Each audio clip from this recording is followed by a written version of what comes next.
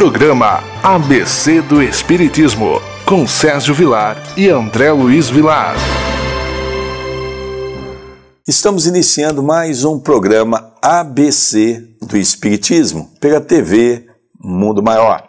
E hoje, com grande alegria, nós estaremos tratando de um assunto muito importante, a questão da reencarnação. Agradecemos você, o nosso telespectador. Tudo bem com você, André Luiz? Tudo bem, querido pai. Gostaríamos de agradecer a todos que estão nos ouvindo, nos assistindo neste momento e muito obrigado por nos permitir entrarmos em seu lar, em seu trabalho, onde estiveres. Muito obrigado. Eu gostaria então de que nós pudéssemos ler uma pequena passagem do nosso querido livro do Evangelho segundo o Espiritismo, aonde trata de uma passagem de Jesus através do discípulo João. Eu vou ler para que a gente possa discutir um pouco esse tema tão interessante que nos faz abrir a nossa visão no tema da vida, e o tema é reencarnação.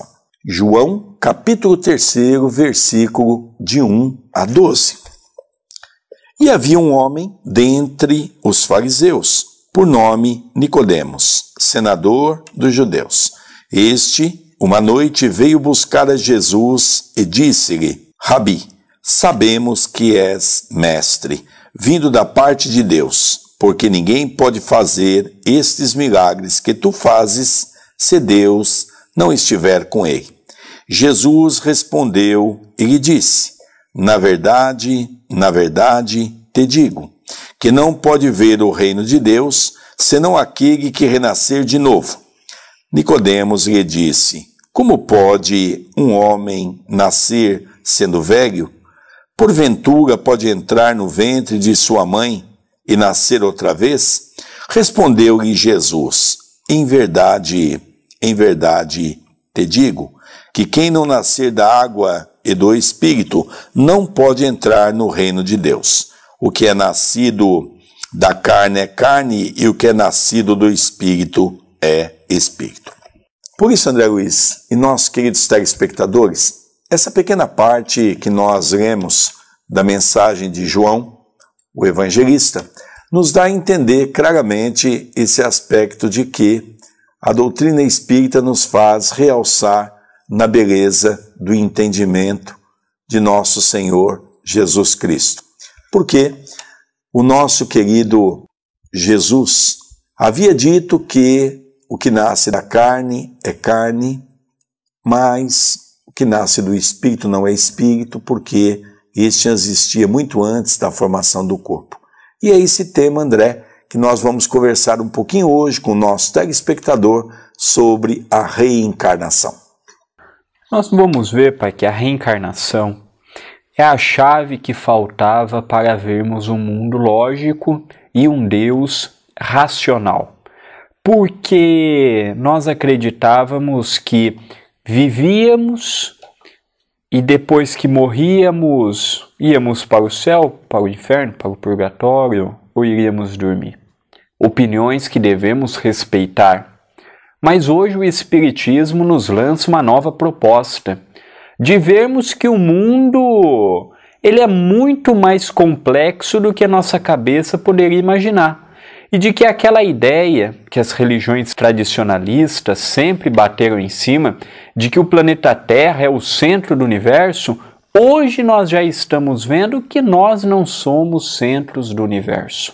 Relembremos também, André, que naquela passagem do Evangelho nos diz: quando Jesus fez estremecer a terra, quando aqui passou, pronunciou a primeira palavra do alfabeto divino.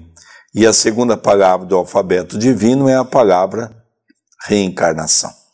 Reencarnação é a palavra que nos faltava, apesar de que não é algo criado pelo Espiritismo, não é algo novo. Nós vamos ver no texto que nós acabamos de ler que Jesus já se referia que o corpo procede do corpo, mas de que o Espírito não procede do Espírito, porque esse já existia muito antes da formação do corpo. Aqui, André, talvez venha a explicar o porquê nós nascemos, de certa maneira, com tantas dificuldades, e nós vamos falar um pouquinho por que a Terra se encontra dentro dessas dificuldades, seja no lar, na sociedade, enfim. Vamos falar um pouquinho, André, para que as pessoas possam então ver o quanto é importante quando nós passamos a compreender a palavra reencarnação.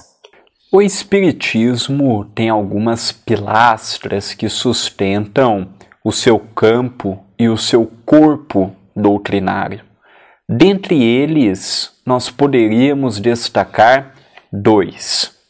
A reencarnação e a mediunidade, que nada mais é do que a comunicabilidade com os mortos, com os desencarnados.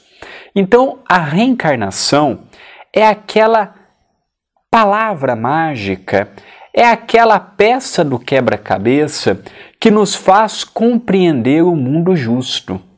Porque se eu só tenho uma única existência, aí vem o nosso campo filosófico, a arte de pensarmos. Se eu só tenho uma única existência, como ver um Deus Pai bom, justo, sendo que a uns dá a riqueza e a outros a pobreza?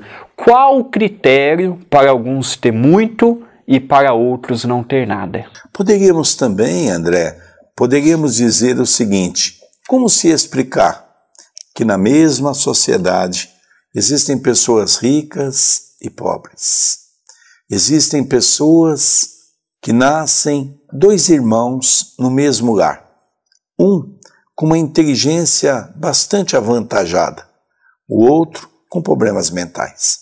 Como podemos explicar que possa nascer crianças em berço de ouro e nascer crianças muitas vezes que chegam até a desencarnar de fome? Precisamos compreender esse enigma de Deus. Precisamos entender por que numa sociedade existem pessoas de grau intelectuais tão diferentes. No mesmo lar, nasce uma criatura com uma inteligência sublimada e a outra criatura que não tem quase que inteligência nenhuma e, além disso, ainda com aspectos primitivos. Tudo isso faltava-nos uma compreensão, porque as religiões haviam nos ensinado que nós só temos uma única existência. Se eu tenho uma única existência, como explicar todos esses aspectos diante de um Pai bom, de um Pai justo, de um Pai poderoso e de um Pai que nos respeita de uma maneira igual? Nós também poderíamos estudar como é que pode nascer criaturas como Chico Xavier e na mesma época, um pouco antes dele reencarnar Adolfo Hitler, que chamou tantas pessoas do seu lado a lutarem pelo ideal da raça ariana, levando milhares de pessoas ao desencarne. E hoje nós começamos a compreender que Deus não favorece a uns e prejudica a outros. Também, André, poderíamos enfatizar mentes sublimadas, inteligentes. Umas trabalham no campo do bem, outras desenvolvendo ainda o campo do mal. Vejamos alguns cientistas, alguns trabalham de uma maneira gigantesca para descobrir remédio para as curas de determinadas doenças. Outros estão criando bombas para dizimar milhões e milhões de criaturas. Vejamos que Deus nos dá o livre-arbítrio para que nós possamos então usar a nossa inteligência para aquilo que nós julgamos correto. Mas relembrando sempre que Paulo, na sua primeira epístola, tinha razão.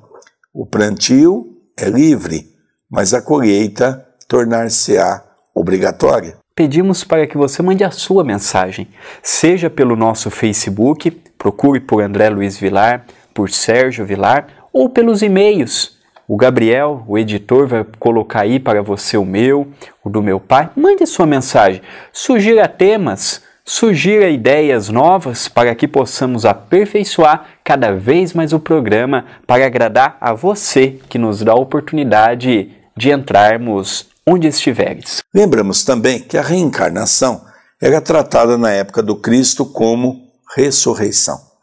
Na verdade, havia uma grande confusão do povo judeu, porque ressurreição significava o retorno do espírito no próprio corpo, sendo que reencarnação é a vinda do espírito em um novo corpo.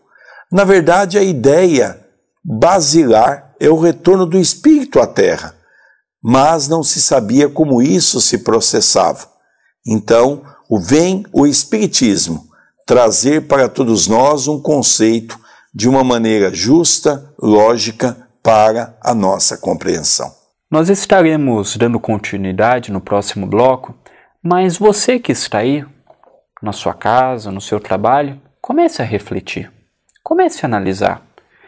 E eu, quando tenho a oportunidade de refletir dessas temáticas que estamos lançando para que você possa refletir também, eu começo a ver que Deus não é culpado pelo meu sofrimento, que Deus não tem culpa pelas lutas que eu enfrento no dia a dia. Eu começo a ver que eu carrego a cruz que eu mesmo projetei no ontem. Onde nosso tempo se esgotou do primeiro bloco, nós vamos fazer um pequeno intervalo, já que nós retornaremos com o tema reencarnação para estudarmos a luz do Espiritismo. Estamos apresentando ABC do Espiritismo.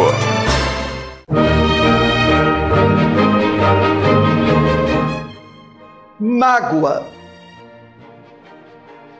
O que é mágoa? Mancha,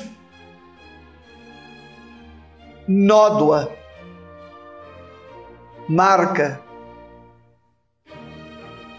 Estar magoado é estar marcado. Na verdade, ninguém nos faz tão mal assim, senão a nós mesmos. Um dia perceberemos que a conduta infeliz do outro é a oportunidade que temos para mostrar o lado melhor que temos. Se alguém lhe bater numa face, dê-lhe a outra.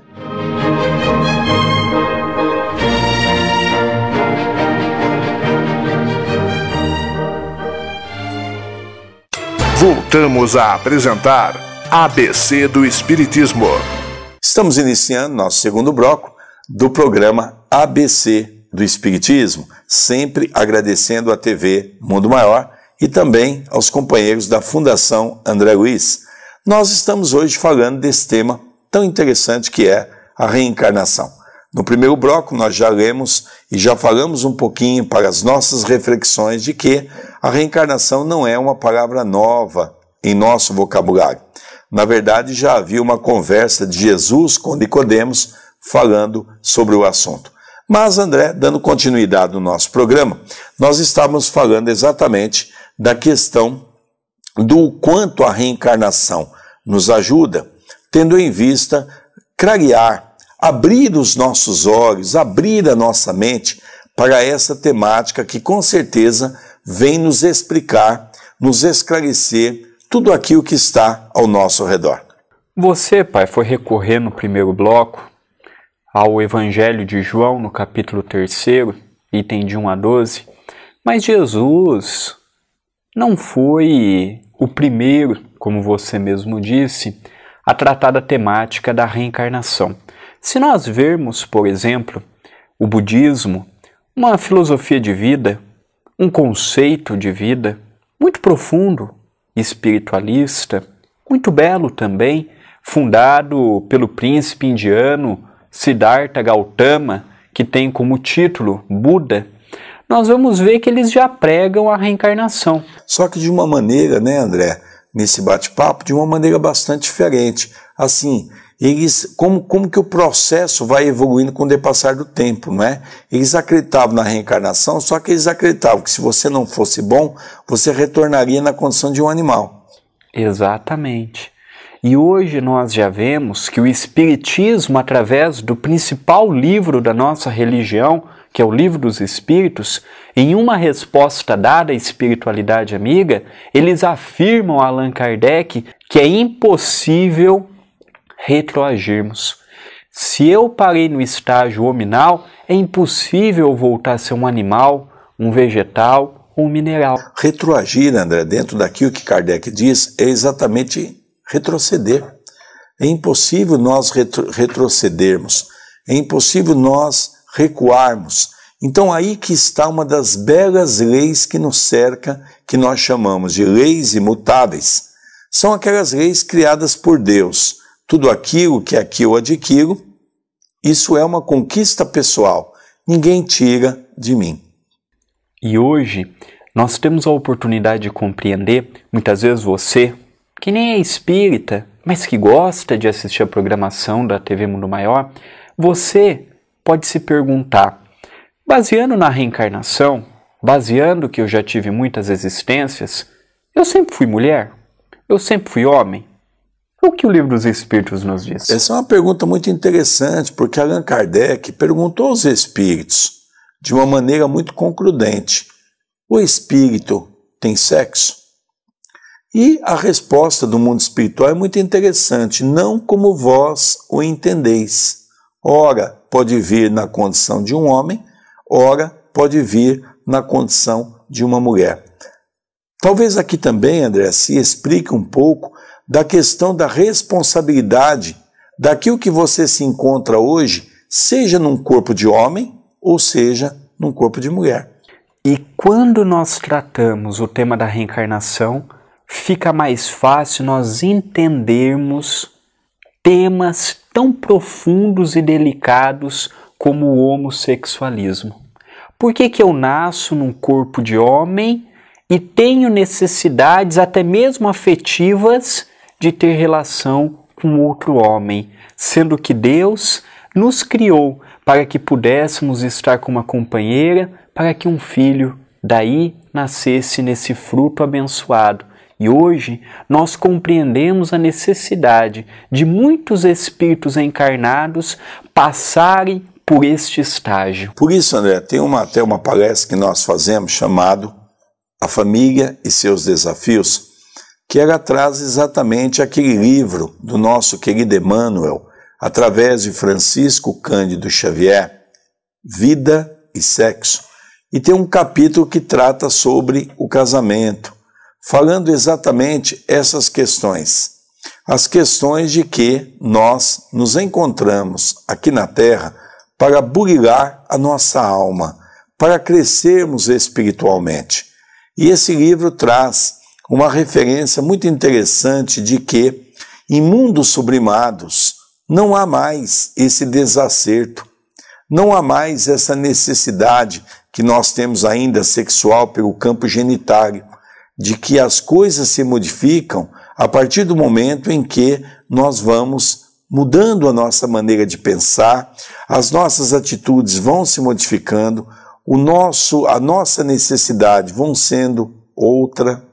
Partindo desse pressuposto, eu começo a compreender que, como Paulo disse, e já trabalhamos essa temática agora há pouco, o plantio é livre. Nós todos, através do livre-arbítrio, plantamos o que queremos. Não há obsessor algum capaz de interferir em nossa existência. Eles só atuam porque nós permitimos, porque nós somos invigilantes. Nós não sabemos o poder da oração com fé, acreditando nas palavras que pedimos. Então, nem obsessor, ninguém é capaz de tomar uma decisão que compete a cada um de nós. Sendo que nós sempre tivemos um medo para com o diabo, Satanás, os obsessores, dependendo da religião. Mas fato é que durante muito tempo as religiões deram uma vazão muito grande a essas criaturas, que nada mais e nada menos sempre houve uma discussão se essas criaturas eram mais que Deus, porque em determinados momentos a ação deles era o mais forte. Aí vem o Espiritismo e diz que Deus criou o homem simples e ignorante, podendo fazer com que ele se torne um homem bom ou um homem mau. Dessa maneira, nós podemos afirmar que o homem se tornou mau exatamente porque ele se tornou egoísta, ele se tornou orgulhoso e ele pensou só nele. Quando nós começarmos a trabalhar com as imperfeições, essa figura demoníaca se acabará da terra. E quando nós entrarmos no mundo de regeneração, logicamente o bem há de imperar sobre o mal. Não que o mal não irá existir, mas o mal não terá um acesso tão grande como nós temos hoje. Por isso que nós compreendemos que quem escolhe os espíritos que nos acompanham somos nós mesmos. Eu posso andar comigo espíritos positivos, felizes, alegres, do bem, como eu posso andar com espíritos que vêm me perseguindo porque ontem eu lhes causei algum dano, que já vem me acompanhando há séculos, em muitos casos há milênios, mas eu posso evitar a ação deles. E para isto é muito fácil, mas só que nós ainda não conseguimos compreender o quanto que a prece tem poder de nos ajudar, de nos equilibrar e harmonizar o meio em que estamos. Por isso Jesus disse para todos nós: direis com quem tu andas, e eu direi quem tu és. Nas minhas palestras digo uma frase semelhante: direis quais são os seus pensamentos, e eu vou dizer qual é os espíritos que vos acompanham. Relembrando sempre que a reencarnação é uma grande oportunidade para nós caminharmos aqui na Terra, não apenas com os encarnados, mas também com todos aqueles que nós prejudicamos em outrora, que hoje nos acompanham, sejam em forma de obsessor, ou seja em forma de espíritos amigos, que criou-se um laço ao longo de existências anteriores. Deus é Pai e justo. E Ele, como todo pai previdente, não pega um filho que comete muitos erros e passa a mão na sua cabeça lhe dizendo que nada o fez de errado.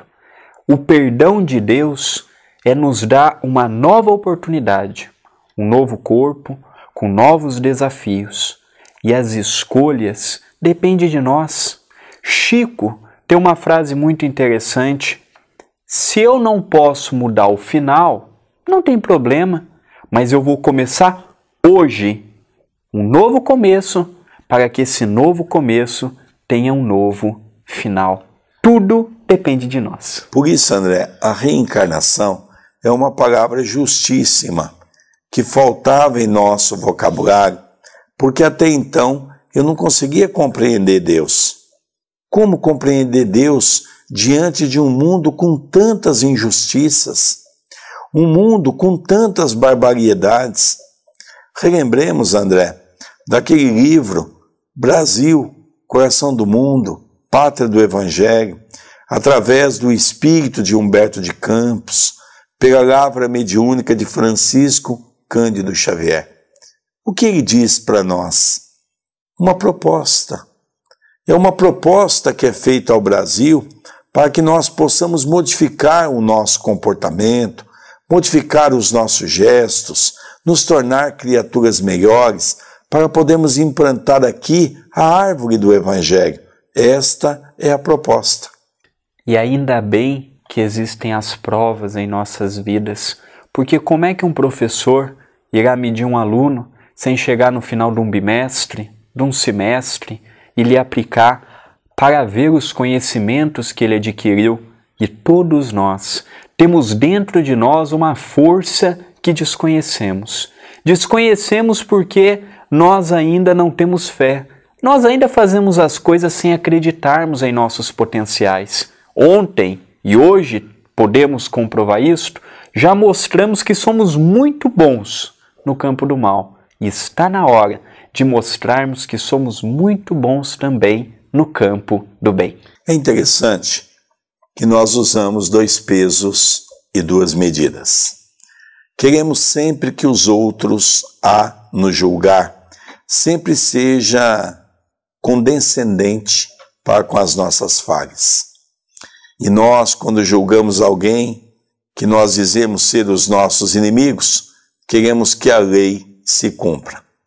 Se há uma das coisas mais belas que eu admiro nos ensinamentos e na criação divina, é que cada um responderá por aquilo que fez. Não haverá nenhuma pergunta se será branco ou negro, pobre ou rico. Não será feito nenhuma indagação se somos amigos desse ou daquele. Responderemos pelas nossas ações.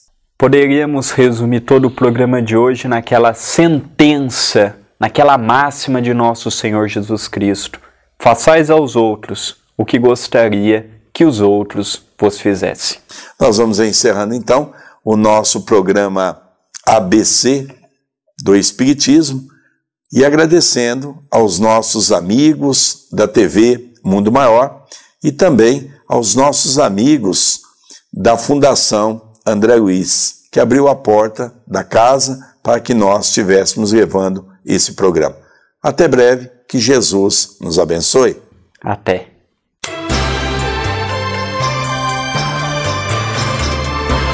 Você assistiu o programa ABC do Espiritismo, com Sérgio Vilar e André Luiz Vilar.